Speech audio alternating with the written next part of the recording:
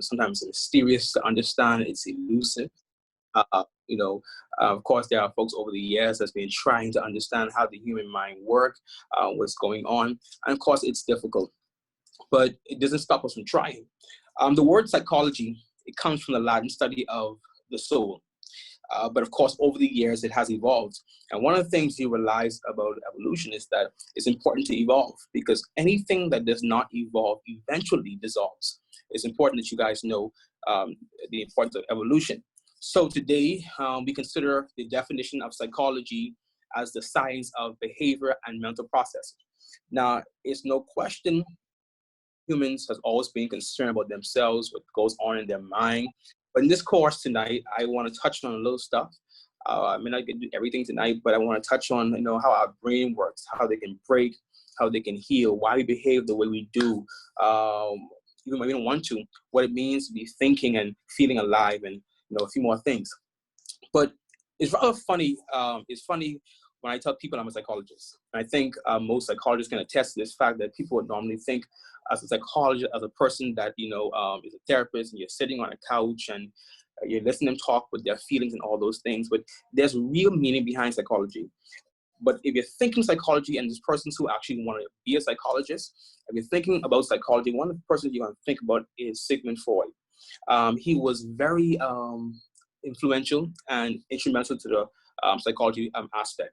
It was his theories that helped build our views on childhood, personality, dreams, and sexuality. And his work fueled a legacy of both oppositions, both support. And of course, with support, you will have opposition. So some folks liked what he spoke about, some folks didn't like what he spoke about. But he developed some ideas by really building on the work of others. And one of the things I personally love about Freud and his research was that he was very much so innovative. But truthfully, psychology is one of the most widely diverse science in terms of the question it proposes, the method it applies, and the different schools of thoughts and disciplines it contains. But during Freud's time, there was a lot of different school of thoughts of how the human mind should be tackled. And it was broken down into three parts. Those three parts are considered to be structuralism, functionalism, and psychoanalysis. But it was Aristotle that said psychology was in the heart and not in the head. But of course, we know that was very much wrong.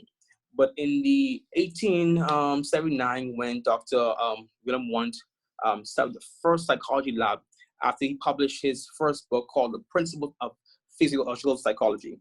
And this is actually an interesting book. And for those persons who are doing psychology, you definitely want to make sure you get that.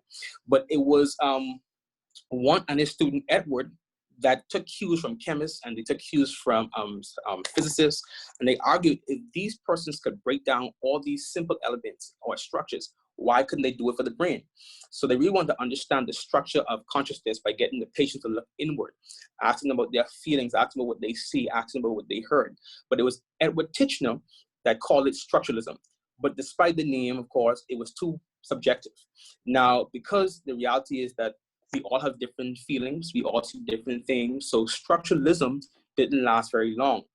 So really, psychologists can actually observe. They can actually, help persons to get into their inner thoughts or feelings. But now it was William James who was on a different thinking. His focus was more so on questions of more so why we think and why we feel. So he basically focused more on the function of behavior. So this is where functionalism came about. Now, it was based on Charles Darwin's idea that the adaptive behaviors are conserved throughout the evolution process. And in the 1890s, James published his seminal book, The Principles of Psychology. And again, those persons who are actually considering being psychologists, you definitely want to make sure you get this book here, The Principles of Psychology. So he was defining psychology as a science of the mental life. But it was Freud that opened his practice, and his colleague by the name of Joseph Breuer, he treated his patients in something called talk therapy. And basically, he allowed the patient to talk, express their feelings, their symptoms, and the more the person talked, the more symptoms would reduce. So that time, Freud understood something. He got a little idea. It's called free association, meaning allowing persons to actually speak, allowing persons to actually talk, and we call it psychoanalysis. Now, one of the things you would find is that in talk therapy is that back to Freud, in talk therapy, he understood that if persons actually speak about how they feel, it may help their symptoms. One of the things I realize today is that, especially in our country, is that persons do not like to open up and talk. I think persons find that speaking or talking about how they feel, it makes you feel belittled or anything. But folks just do not like to talk.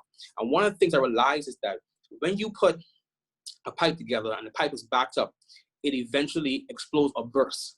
And because folks hold things into their heart for so long, because a lot of folks carry pain, they carry hurt, they carry depression, oppression, and for a long time, you find a lot of folks are smiling, folks are laughing, but the reality is there is some sort of depression that's going on the inside of people's heart. So what Freud's theory was psychoanalysis. Like, you can actually speak about your behavior, you can speak about what's going on, you can actually open up. And for those who are watching, there's nothing wrong with opening up. There's nothing wrong with actually speaking about how you feel. I think that, psychology plays a major role in folks understanding their feelings, understanding what's going on in their life, or understanding what's going on in their family life. So it's important that you actually speak about what you're going through. And no one can actually make you feel bad about it. Speaking about how you feel, speaking about what you're thinking, so your thoughts, your feelings. Talk therapy actually works, and so if you try it, you realize that it works. But as the psychology, of course, grew, it was in the 20th century where we have persons like Ivan Pavlov and John B. Watson and B.F. Skinner, and those persons who are in college, you did the introductory courses already, but they focus more on observable behavior. So Skinner was the guy who placed rats on pigeons and babies in boxes, and he conditioned them to actually perform certain behaviors. So Skinner called his book The Behavior of Organisms. Now, one of the things you remember, it was Freud that dealt with psychoanalysis, but of course, it actually very much so, Olivia. Yes, correct. That's very correct. So it was Freud that actually, he allowed folks to open up. But of course, the psychoanalysis has, over the years, it has changed. So it's broken up into parts we call the psychodynamic theories. So it also deals with feelings, it deals with behavior, it deals with effects, thoughts, all those things. But the definition of psychology remains the same. It's still the behavior and mental process. So of course, it's all about observing. It's about thinking. So whether it's screaming, whether it's crying, whether it's playing, it all plays effect into our mental process. And here's one of the things I want you to remember. Psychology is an integrative science. I mean, folks get grumpy, folks disagree a lot of times, but the essence and the discipline does not change. It is still an integrated science. And one of the things is that, of course, I said in the beginning, the human mind, other than women, the human mind is very complicated. There is no way you can crack it open. It must be pried from all sides, in my opinion. So psychology, we want to be able to identify how it applies to our lives, our minds, our hearts, how it deepens our understanding. So I want to go further. I want to share this screen with you guys. Okay. I'll share our screen here. Okay, so I see my good friend Casey joined, and I know Casey's up next, so I don't want to take too much of Casey's time because I know he has a lot to say tonight. So here we go now. Why psychology? Why persons pick psychology? Maybe you have a fascination for the human mind. Maybe you want to know why persons do what they do, why you act the way you do. Of course, next part is you may want to gain useful insights to apply to daily life. And this is why psychology is important, because maybe you want to apply how you function. Why do you act the way you do? Why do you sleep so long? Why you're restless? Why your mind is always going, or sometimes you're feeling like, hey, bipolar. One day I'm feeling happy, the next day I'm feeling sad. All these things are going on in my life. Why am I eating so much? So these are things psychology puts in place. Maybe you want to learn also for better job opportunities. Of course, psychology gives you a wide range of opportunities, a wide range of jobs, and how you can actually make more money. So there's different areas of why persons, oftentimes want to study psychology, right? So what do you hope to learn from psychology, right? Perhaps you want to gain a better understanding. You want to get a better understanding of why people act as they do, or more specifically, why do you act the way you do. Perhaps you want to learn more about your thoughts, about your feelings. In doing so, you might want to discover more effective ways how to handle things, how you handle yourself, how you speak to people. Because of course, many of us don't understand, but we do have issues. I think if we be honest with ourselves, we all have certain past issues. And studying psychology, you want to understand why your behavior is the way it is. And of course, there's reasons why you interact with people. And some people you interact with, you oftentimes realize that you can't go in a relationship with them because there's something wrong. Those are things you want to figure out. Whether your reason is a general or specific, the study of psychology will give you new ways to look at things and interpret certain parts of the world. So why study psychology? So we're going to identify the goals of psychology and explain how psychology is a science. Now, behavior and mental processes. Psychology is the scientific study of behavior and mental processes. Behavior is any action that other people can observe or measure. Behavior includes activities such as walking and talking. Behavior includes automatic body functions such as heart rate, blood pressure, digestion, and brain activity. Behavior can be measured by simple observations or by laboratory instruments. For example, your brain activity can be measured by scientific instruments called the EEG. Now, going further, you have cognitive activities or mental processes. They include things like dreams, perceptions, thoughts, and memories. So maybe you want to figure out why your dreams are the way you dream, why you think the way you think again. So brain waves that indicate dreaming can be measured, but dreaming itself is a private mental process. Dreams are known only to dreamers. And one of the things is that over the years, psychologists has been trying to figure out dreams. They've been trying to get in people's head. Of course, the only person who can get in your head is yourself. So researchers often use something we call the psychological construction. That's to learn more about human behavior. Those constructs are used to talk about something we cannot see, touch, or measure. And this is where the talk therapy comes in place there. And so with the talk therapy itself, one of the things you realize is that in our talk therapy, we try to get persons to understand their feelings, their emotions, things that are in their head, things that are in their mind, things that they don't really know how to speak about. Because reality is that there are things you want to probably speak about, and the hard part is actually relating or how to get it out there. I saw someone made a comment about that earlier, about speaking or coming out and speaking more about it. But one of the things in the goals of psychology, in general, the scientist seeks to observe, describe, explain, predict, and control, right? So psychologists have one goal, one main goal. All psychologists have one main goal. Again, that is to be able to observe, to describe, explain, predict, and control. Now, a lot of times folks think that psychologists are trying to get in your head or to have you as puppets or have you, do what they say do. No, what psychologists actually try to do is to get in your mind so it can help you better understand, because maybe you have some stuff on the inside that you can't speak about, some stuff that you are afraid to get out, and maybe it can help you, right? And one of the things I'm really sticking on tonight is the fact that a lot of folks are afraid to talk. Folks are afraid to talk, and someone said it. I think Olivia said it, that it's about finding the person who you can speak with, and trust is a serious part in psychology. Trust is a serious part because now when you're expressing your feelings to someone, you want to be able to trust that person, right? Psychology 5 goals: observe, describe, explain, predict, control.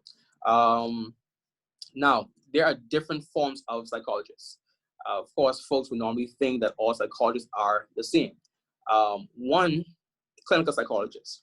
And I often have to, identify with persons who think that most psychologists are, a clinical psychologist can write you a doctor note or a medical card. So one of the things I let folks know is there are different forms of psychology. You have the clinical psychologists, persons who work in a clinic. They are in the hospital, they have their private practice, but a clinical psychologist does not write you a sick slip, does not give you medication, so forth. They have a PhD. So they start from a bachelor's degree and move on to their PhD. Now you have a psychiatrist. Now with the psychiatrist, of course, in every study of health or medicine, every doctor has their different specialty. So a psychiatrist is someone that's an MD that specializes in psychiatry. Now they work more with the medicine and do less counseling. Me personally, I would say that I prefer more to talk. I don't always believe in the medication because, of course, with every medication, there is different forms of things that happen after that. But I prefer more talk therapy. But of course, in some areas in psychiatry, medicine is much so required. The next thing also, you have a school psychologist. They work inside the schools and they talk to students. I think one of the things we really lack in our country is school psychologists. We need more persons in our school because we have students, and the thing is now you realize that there are students inside school that are hitting a 0.01 GPA. As a principal, I see that a lot. You have students who are hitting 1 point GPAs, and you're trying to figure, okay, what's going on? Person seems smart, but hey, their work is not, showing what we're seeing. But of course, in school psychology, you realize that there are students that do have learning barriers. And so we need more school psychologists to actually address some behavioral issues. And of course, we write students off and we see them being rude or they're acting out, being foolish or whatever. The thing is now, unless we deal with the root of the issue, it's important. We have to deal with the root of the issue. And one of the things I often tell teachers, I tell other principals, is that we can, expel students, we can suspend students, we can beat students, all those things. But unless we actually get to the root of the problem, we have students that are still acting out the same way they are acting out. So it's quite important, the need of school psychologists to be in our country more, to be in our schools more, because we want to be able to actually understand why our students are doing the things they're doing, why their grades are looking the way it is. Because, of course, one of the things, and we laugh about it a lot, we say our country is at a D average in our BGCSE and all those things. But you got to understand, usually it is not the child's fault. We can ramble the fact that, hey, this child does not want to learn, this child doesn't want to do this. But the reality is there are children that actually do have learning barriers. And it's actually really real. I'm telling you that some students really have learning barriers. A next form also is sports and performance psychology. Of course, persons who play for different sports leagues. It's important that we have sports psychology because you have persons who are very, anxiety sets in. You have, they're playing big games, and not only just for sports also, but anxiety steps in a lot of times when we're speaking, like right now, when we're talking, and, our performance is distracted sometimes. So that's where a sports psychologist come in place now. They help folks to understand, to observe, to think, how can we correct certain things? What happens when this happens? That's important to them. Also, a forensic psychologist. They testify in court. They determine if a person is able to stand trial. We do have psychologists here in the Bahamas who actually would test this year, more so psychiatrists, but really it's more a forensic psychologist who determines if a person is able to stand trial when a person deems themselves to be insane. Next part, of course, we have the industrial and the work psychologists. We definitely need some work psychologists in our workplaces because some folks really do have issues on the job. And whether we laugh about it, whether we shun it on the side or cover it up under the rug, folks do have issues on the job. And it's important that the HR always has a psychologist at hand to be able to assist workers, because there might be a worker that comes to work with so much things on their back, so much thoughts in their minds, and they can't really function.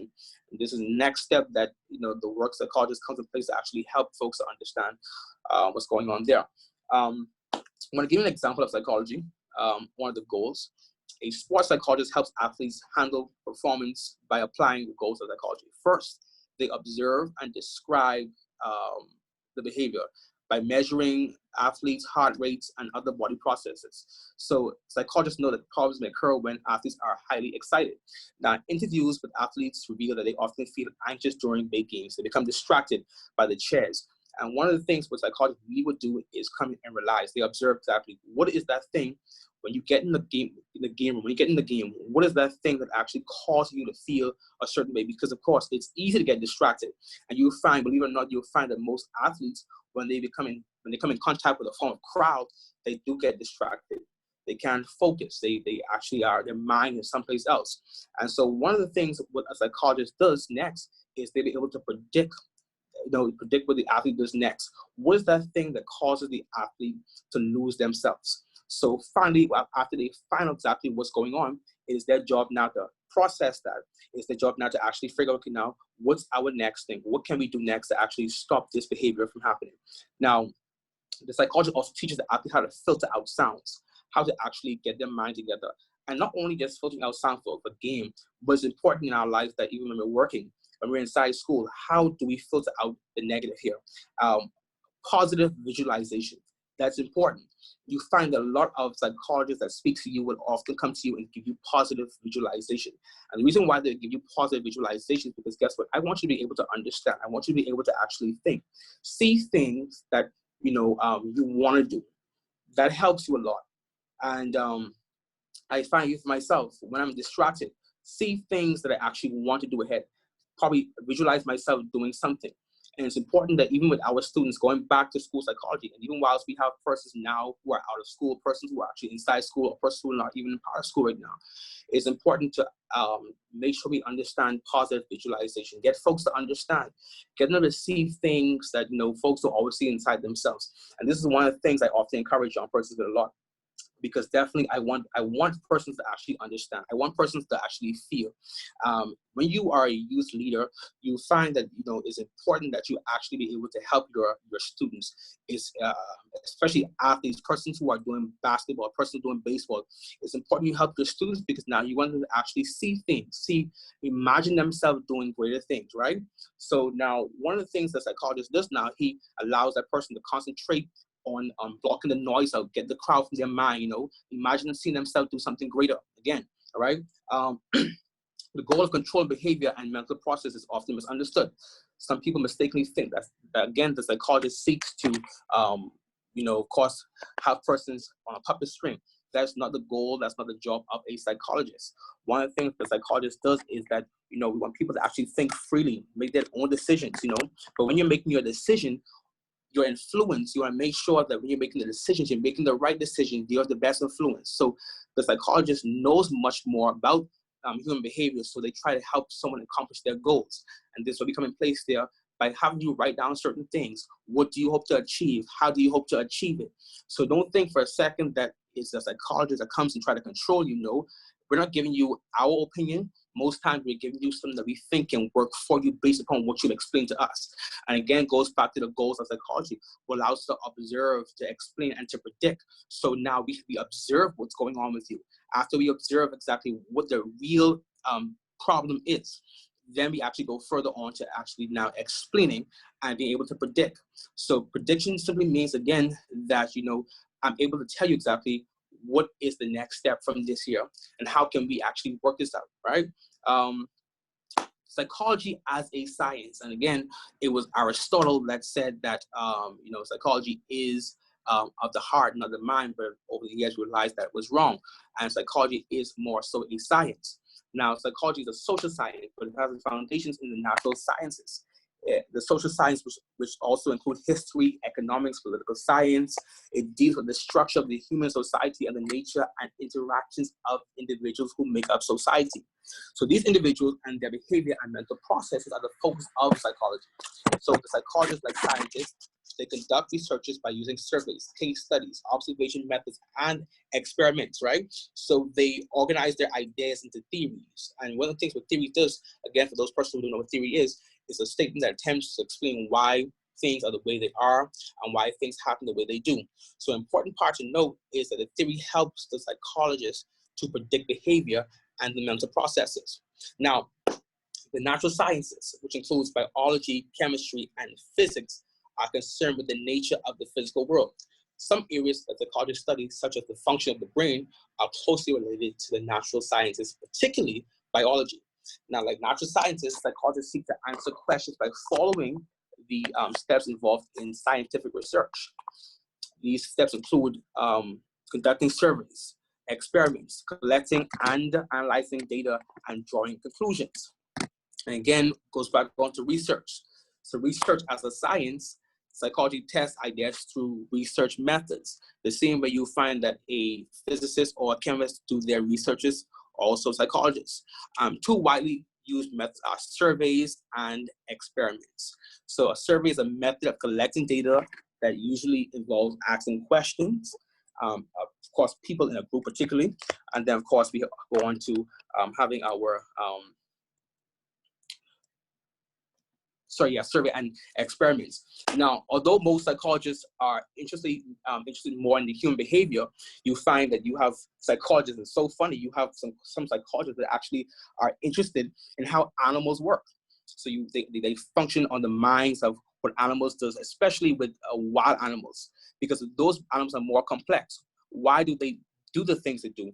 You find that alligators or gorillas, those things, sea snail, pigeons, so the research is a long idea of much things here. So the truth probably lies somewhere in between. For example, by studying the nerve cells of squid, psychologists have been able to learn more about the working human nerve cells. However, only by studying people can psychologists learn more uniquely about the human mind, learn more about their morality, values, and how they love. So we find that psychology is actually a serious thing. And one of the things you realize is that psychology comes into play in every area of our lives. It comes into play in area, and I said it yesterday, someone that in psychology, it's important that even so with parents, how parents can actually deal with their children, because, sometimes parents feel like, punching your child down or hitting your child is the step, how to solve problems in our relationships. Most times we realize that the person that we're with is not toxic, it's usually ourselves. And I think one of the major things that we can't always look at ourselves in the mirror to see exactly who the person is. So these are all areas where psychology comes in place. But you can use psychology in every area of your life. You can use it at your job, at your school, in your marriage, your relationships. So we find psychology is an important part. So right there is just mostly the basis of psychology here. And one of the things for me is that one of the reasons why I became a psychologist is because I studied psychology was because I enjoy actually learning how people function. I enjoy learning the human mind. But my area of psychology is Christian psychology. You find again that there are different forms of psychology. You have different forms from the clinical psychology. You have different forms from the psychiatrists, and you have the counselors. But for me, I did Christian psychology. And the reason why I did Christian psychology was because I wanted to be able to, not just relate to people's, issues, but to also give advice. And you find that most of the therapists would actually listen to what you got going on. They hear what you have to say. But for me personally, I want to be able to give advice, but at the same time, I want to be able to give biblical advice, give spiritual advice. And I find that the need for Christian psychologists is needed even more because, of course, folks go through so much mentally. They go through so much pain, broken heart. And one of the things is that we can say, hey, the doctor might say, I can give you medicine to fix this problem here. But I find one of the major parts to fix any problem is actually focusing on God. I find that putting, Christ in the center of it all is a major part to fixing a lot of things. And, we try to run away from that. Especially in psychology, they try to diminish the Christian aspect of it or the biblical part of it. But of course, that's still a prominent fact there of how we can integrate, biblical preferences to actually dealing with certain parts in psychology. The next part, especially for me as a principal, is how a school system dealing with students from every age bracket. Those students who have so many issues, so many things that got going on. I want to be able to actually help my students understand exactly home issues. And for parents especially, I said it yesterday, for parents especially, is that, parents normally beat their children. I really have an issue with this because you can beat your child to thy kingdom come, but until you understand the root of the issue, you have to always try to get to the root, understand why is it function the way it is? How can we better help it? Now, though you have the psychologists that would come in and, give you advice, I come more so in that part where I want to let you know, hey, this is the word of the Lord. This is what we're saying here. This is how we can apply this to our life. And of course, I realize that even so, more so, I realize how it helps persons get better. I realize how it actually, speaking with people biblically, because of course we can relate to these things here. I realize how it heals. And so psychology is all about healing, all about talking, understanding each other, how we function. So no matter what, we cannot, and I'm so sorry, maybe I'm not the psychologist that folks think, but you cannot go around the fact that if you don't have God in it, because guess what? You can be, a person can be crazy. They can have demons, we call it, or their mind going insane. But I still believe in applying the oil. I still believe in getting down in prayer. So that's the form of psychology that I operate with. Again, there are different forms of psychology, but I personally figured out one of the psychology that I understand that works the best. And for me, it was not the clinical psychology. And guess what? Those are many important areas. Those are very important areas, but I realized the most important part, and that was actually having God in the midst of it all. So now when you have a choice to choose psychology, you want to make sure you choose the option, you want to choose the choice that works best for you. Because when you speak to persons, you want to be able to speak to a person with strength. You want to be able to speak with them with maturity. You want to be able to understand them. So you choose your field of psychology, and you choose what's best for you. And for those persons that are aspiring to become psychologists, I want to tell you one thing: this is an excellent field. Don't get lost in it though, because of course you can get the science part of it. But I realize that even in psychology, a lot of times you find that most psychologists are actually atheists because they have it's more so on the science. There's no biblical parts there. I always say don't get lost in the science part of it, because guess what? God is still existing.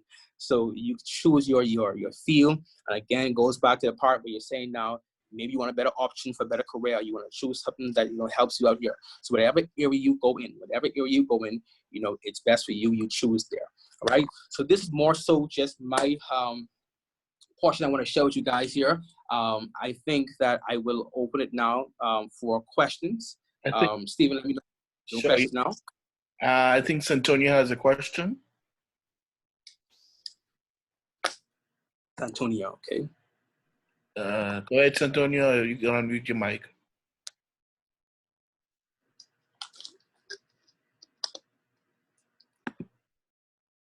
Go ahead. Okay, that first. I misunderstood that. Oh, sorry. Sorry, my apologies. All right. Anybody has any questions for Dr. Smith?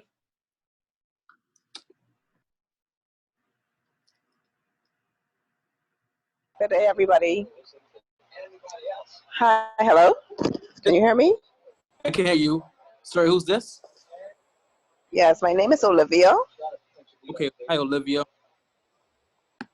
Yes, great presentation. It's kind of a little heavy. It's heavy for me personally because I had some personal issues, and so it's kind of a heavy subject for me. However, is psychology or is therapy is that the only way that you can deal with depression, or that's the most important thing that can help you with dealing with depression or anxiety? Because you mentioned, because I just had this conversation last night, because a lot of things causes you to be angry a lot, and you also talked about the having a lot of dreams and so forth and so on, and and so I wanted to know, is psychology or psychiatry, is that the most important method as to getting to that root cause or dealing with that issue? So depending on how do you want, okay, I'm trying to understand your question here now. In terms of actually dealing with the issue, you mean more so as a psychologist or a psychiatrist? You being more so a psychologist, not, or no, patient, psychiatrist. Okay, okay, there's somebody, they're dealing with depression, they're dealing with anxiety and all of this. Would you recommend psychology? Would you recommend them going to a psychiatrist? For me, I would more so recommend I would recommend a psychologist. And the reason why I would recommend a psychologist, because of course, I would have said earlier, with psychiatry, they don't do more so the counseling part. They do medicine. You don't want to have medicine when you go through depression. I don't believe in medicine for depression. I don't believe in medicine for when you need to actually speak, or you having you can't sleep, all those things. No, you can talk. Again, it goes back to Sigmund Freud's theory about actually opening up talk therapy. So I would say more a counselor or a psychologist to help you, deal with that kind of depression or feelings. So, and whenever you're going through an issue, or you're going through pain, hurt, I would always recommend you actually see a psychologist and not a psychiatrist. Okay, thank you.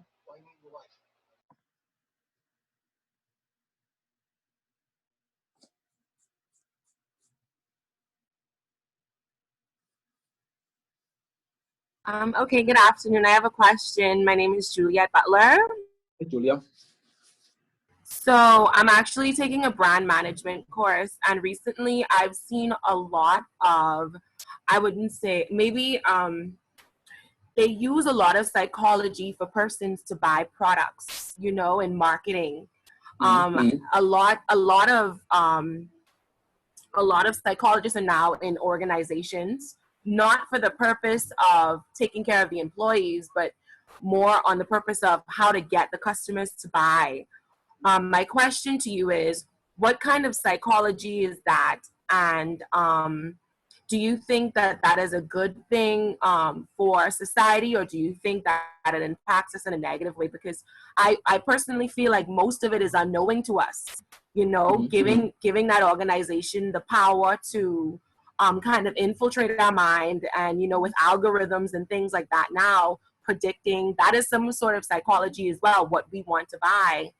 That data that we share, knowingly and unknowingly, can impact us severely. Is it something that we should be looking out for as well? I would definitely say so. That type of psychology, I see my good friend Dr. Joseph joined. That form of psychology there, that falls under organizational psychology. And persons who are actually, I think you mentioned the part of selling drugs, a form of a drug, you said? No, not a form of drug, but any product in any regard. Because even big pharma, they have their commercials. But most large marketing firms are now hiring psychologists and psychiatrists to kind of tap into, or sociolog. I can't say it correctly right now. But persons that major in sociology to kind of see exactly what impact they can get based on what part of the mind they tap into. And it's kind of Yeah. scary because a lot of us as consumers are buying things unknowingly because it's just coming to us and embedding in our psyche, and we're not really, too aware of that. Again, it's very, very true. And like I was saying earlier, one of the you find one of the roles of psychologists is actually to research, and they would, of course, they would use psychology and use sociologists to actually get into the minds of persons. And you would mention just now that that's something you definitely want to be careful for. You want to be extremely careful for any kind of person who is just selling clinical trials or different types of drugs and whatnot. Is important. And of course, with humans, we find that we are so, in short terms, gullible, right? And it's like persons are always, inclined to actually, opening up to anything they hear and just trying anything. So yeah, I would definitely agree. It's important that is something that we should look for. Okay, thank you very much.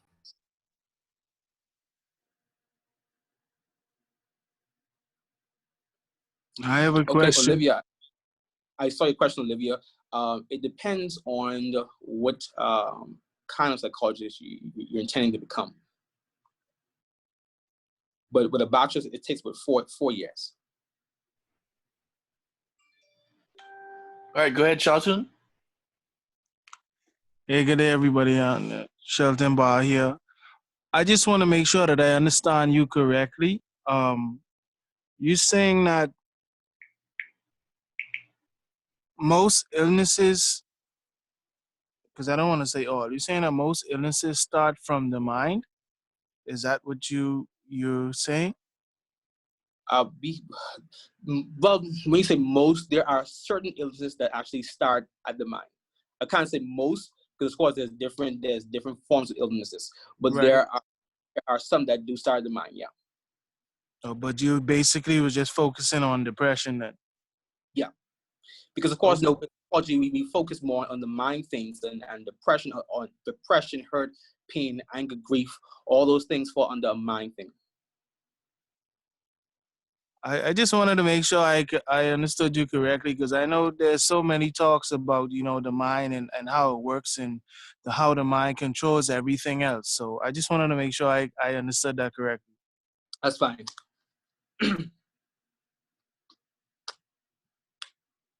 I definitely agree, Dr.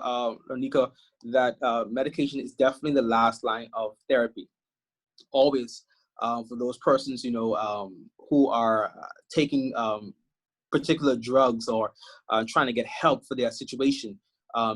that is not one of the things you want to do. I can promise you that we've seen persons who has took drugs and they've got to a place where, in my opinion, it is not better, because you can take the drugs, and it's the same thing with an alcoholic or a person who is addicted to any form of drugs, because you can actually try to cover up the problem. I always say persons use drugs to cover up the problem, but at the end of the day, the problem is still there. Until you deal with the root of an issue there, it will always be there, no matter what, until we get to the root. Because again, you cut a tree down. No matter how many times you cut a tree down, until you actually deal with the root, you will still see the tree continuously grow. So again, that is the last line that we definitely want to take. All right, I see a question here. What other forms of psychological discipline would you recommend for parents? I'm happy, Juliet Butler, I'm happy you asked that question. And it's a really good question, because now one of the things you realize, Juliet, is that parents feel as if, and I told my friends yesterday, parents feel as if they know it all. They feel as if they have the answers. But for parents, I believe that, one of the things parents should always do is be able to actually do counseling. I think counseling is an important part of parents, coming together. For them, counseling inside the school, counseling as just a parent, a child, or a family. That's another form of discipline they can use.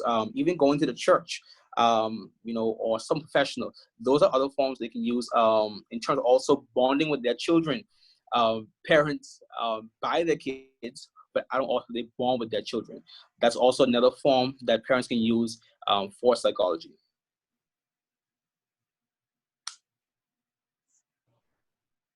Any other questions for Dr. Smith?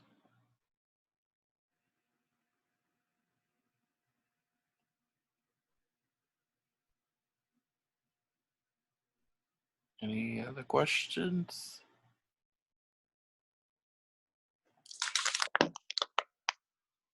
Okay. Okay. I don't see any other ones. Awesome. All right. Definitely. Thank you, Steph. Thank you guys so much for watching. Great stuff. Thank you so much, Dr. Smith. I don't know. I'm gonna put her on the spot here. I don't know if she wants to just chime in for a minute, Dr. Joseph. If you have anything to add or want to say, She left the group. Oh man. Go. I think she left there. Oh, she left? Okay. Yeah. Definitely. Okay, so like I said, thank you so much to you guys for joining us. We encourage you just to stay just for 1 minute or so as we move into our next session on protocol with Casey Colley. It's a very interesting class. Stay tuned, and we will just be just 1 or 2 minutes as we give other persons to join in. But like I said, thank you, Dr. Smith. Go ahead right quick and let us know where we can find you if we need some more information from you. My number is 808-7686. Again, that's 808-7686. Or you can find me on Facebook, Doc Matheo Smith. I'm always there. Or Instagram is Dr. Smith. Of course, I'm always there to answer any questions or concerns or like help in any area. I'll be pleased to. Thank you. Good stuff. Like I said, stay tuned. Don't leave us. We're going to be going into our second session with Casey Colley.